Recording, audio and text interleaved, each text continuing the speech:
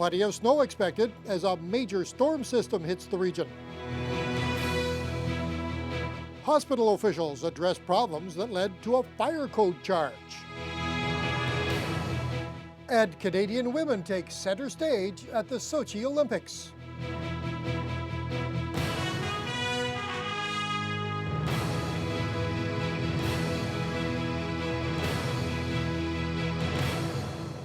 Good evening and thank you for joining us. Well, in a winter where we've seen a seemingly constant run of bad weather, Thunder Bay and northwestern Ontario about to be hit with more.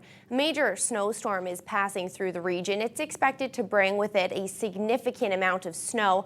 Let's go over to Kasha Mizoun for a look at what you can expect. Kasha? That's right, we need to brace ourselves for a mega snowstorm heading right for us. And that's because of a combination of two snowstorms colliding. One's a Texas low, one's an Alberta clipper. If you look here at this map, you can see that those two storms are going to collide right over Lake Superior. Looking at the time, it's going to go overnight well into tomorrow. Now tonight that snow is going to accumulate up to 15 centimeters, and then we're going to get another 10 to 15 centimeters tomorrow. Now tomorrow the snow is not going to be that issue that we're going to need to deal with. It's those high winds that those storms are going to bring us. They're going to gust between 50 to 100 kilometers an hour. So you combine that light snowfall with the high winds, and it's going to make very messy whiteout conditions. Tomorrow's the visibility is going to be about 0, so you're definitely going to want to consider that when driving or having to commute tomorrow.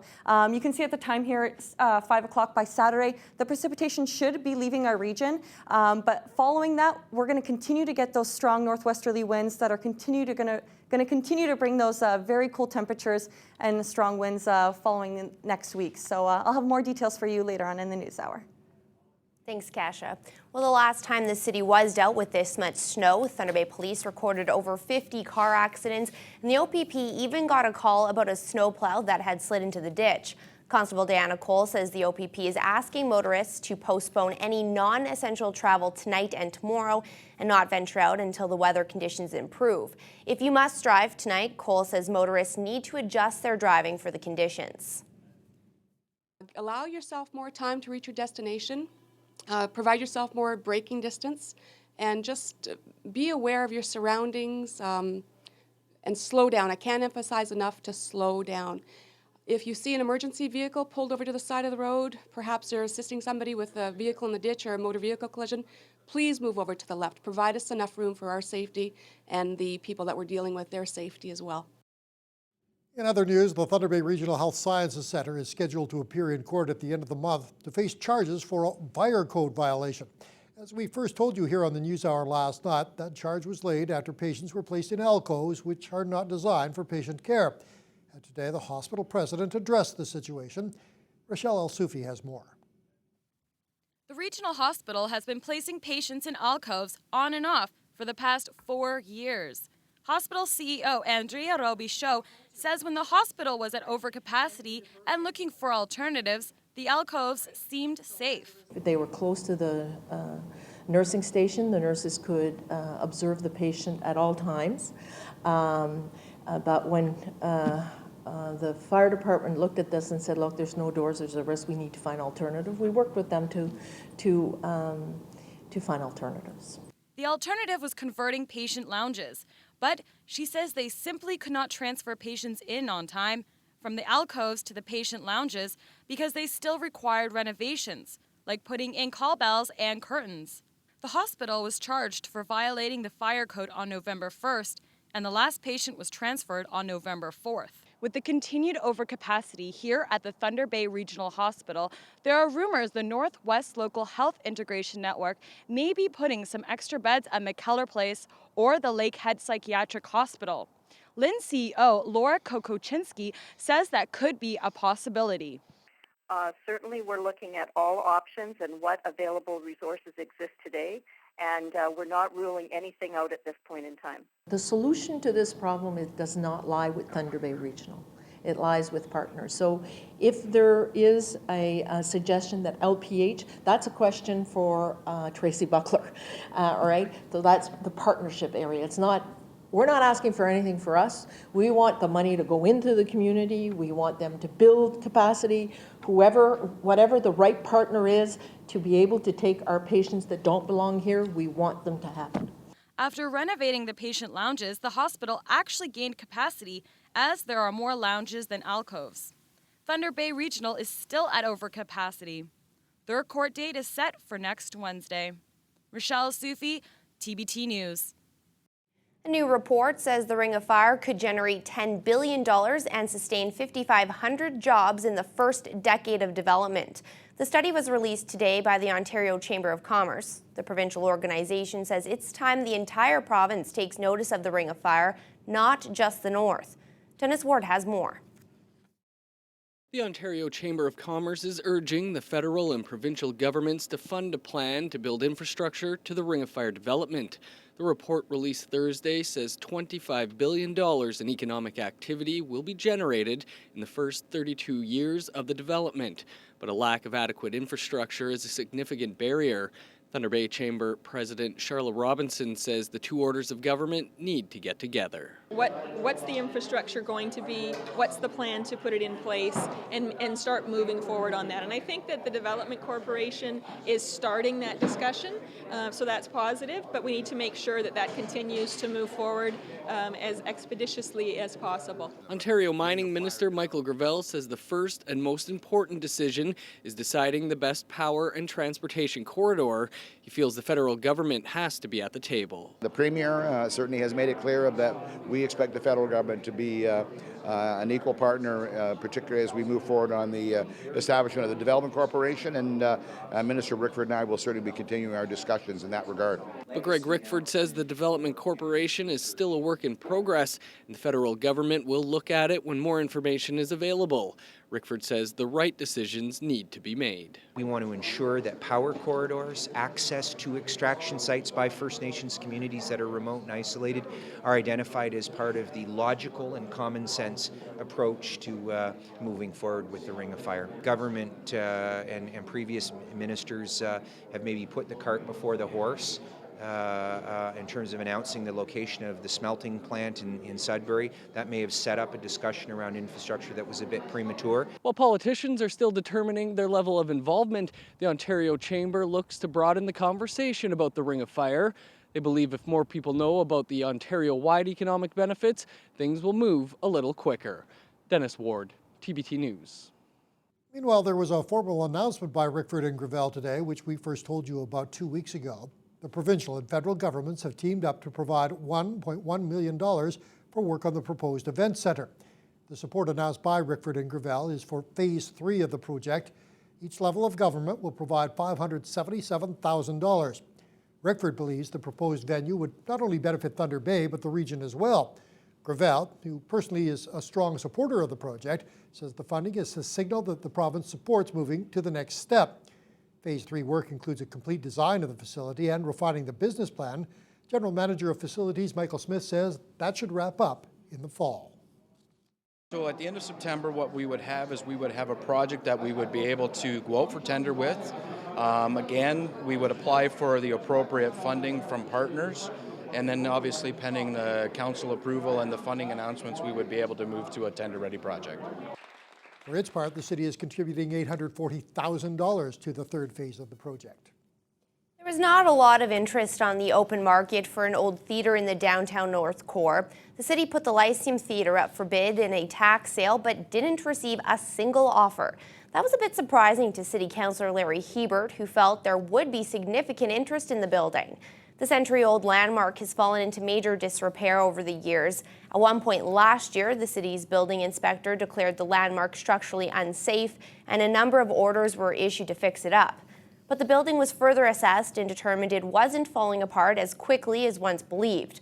The city took control of the Lyceum after the owner failed to pay more than $95,000 in back taxes. Hebert feels the $150,000 the city is asking for the building may have scared some people off. We've been approached by a couple groups, but there's various interest around. One looking at maybe turning into a small playhouse performance center for budding actors and performers, and so they didn't have a lot of money, but they thought that would be good to approach us with it. The city has decided to do temporary repairs to the building, including fixing the roof. However, that work has still not happened. Vandals who targeted several cars in the Silver City parking lot Tuesday night were back at it for a second round last evening. Police say 2 more vehicles were spray painted while their owners were inside enjoying a movie. In addition, those responsible also entered the vehicles, taking valuables and then spray painting them. In total, 6 cars have now been damaged in the spree, and police are once again asking anyone with information to contact them. The new OPP commissioner has been appointed to replace Chris Lewis. It's Vince Hawks, who's been serving as Deputy Commissioner of Field Operations for the Provincial Police Force. Hawks has served in a series of senior positions after joining the force back in 1984. Lewis steps down on March 28th after a 35-year career, and Hawks takes over the job the next day. The Nuclear Waste Management Organization has identified 4 areas in and around Ignace that may be suitable for burying Canada's spent nuclear fuel. The organization was in Ignace for the past 2 days, telling the community what they can expect over the coming year. John Thompson was there. Twin-engine aircraft will cut 100-meter ribbons across the sky over Ignace this winter, conducting aerial surveys of 10 to 15-kilometer zones where Canada might bury its nuclear waste. Geologists will walk the land in the spring and drill holes through the summer, searching for a 2-by-3-kilometer rock base that will be strong enough to hold the waste forever. 15 communities are engaged in the early phases, including Nipigon, Hornpain, and Blind River. Ignace and Scriber are the furthest along in the second phase of Step 3 over a 9-step process. NWMO spokesperson Patrick Dalsetti expects that phase will take 3 to 4 years.